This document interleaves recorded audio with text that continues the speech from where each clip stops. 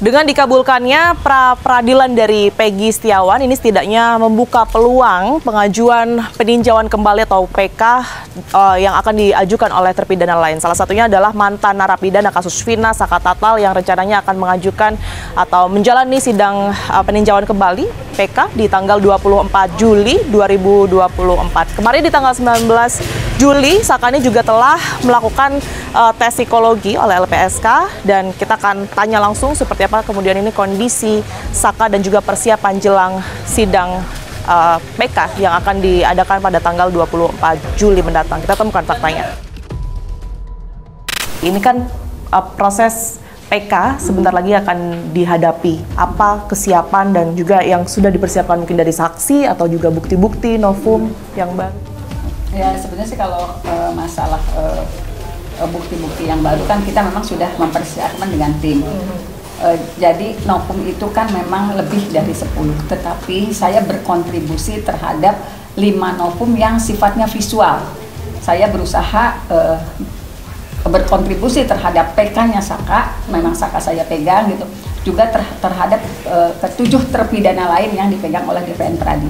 Mungkin boleh diceritakan Bu, ini kan kalau kita lihat ini sebenarnya foto pada saat rekonstruksi ya Bu ya?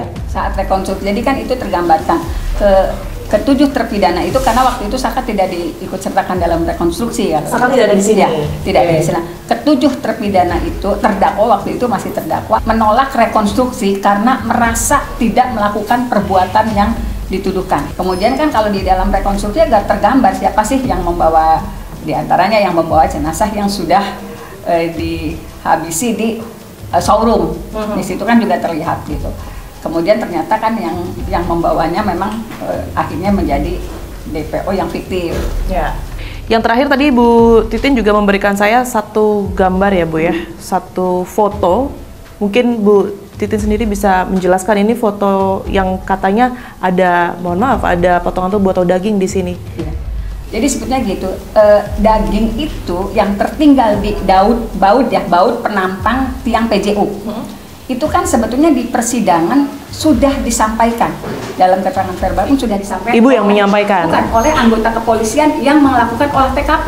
Oke. Ada daging yang tertinggal di baut, tetapi secara visual memang tidak dibuktikan secara visual. Jadi foto ini pada saat itu belum muncul? Saya belum terima foto itu. Berarti sebenarnya selama persidangan berlangsung pun, sekalipun juga ada anggota polisi yang kemudian mengatakan ada temuan daging di baut dekat TKP ini, belum pernah ada semacam proses identifikasi bahwa ini adalah daging dari kedua korban.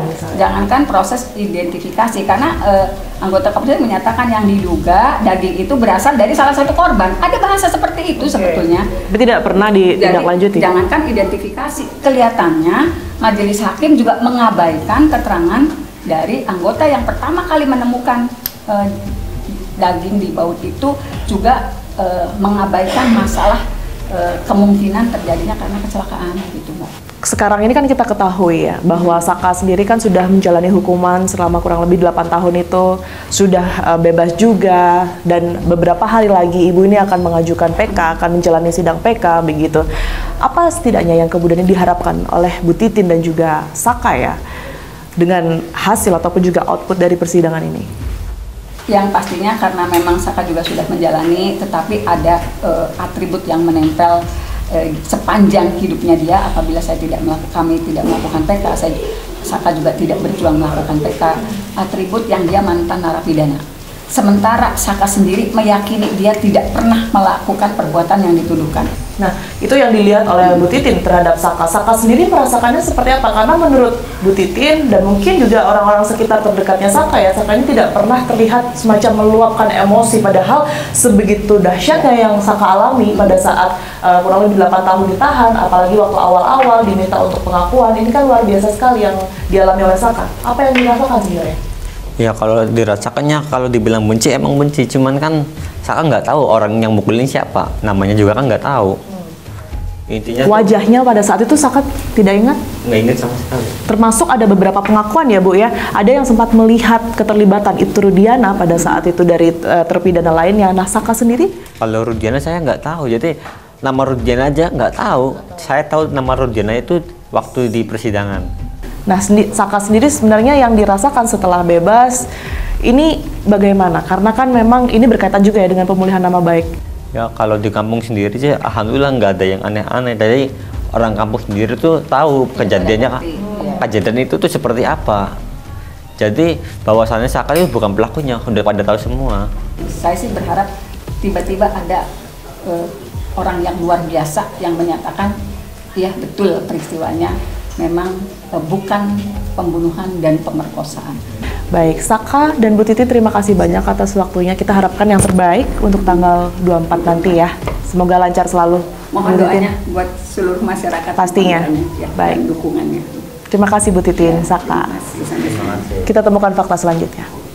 Mau 5, mau 3, mau 10, mau 1000 orang kalau keterangan transaksi itu ya sama saja.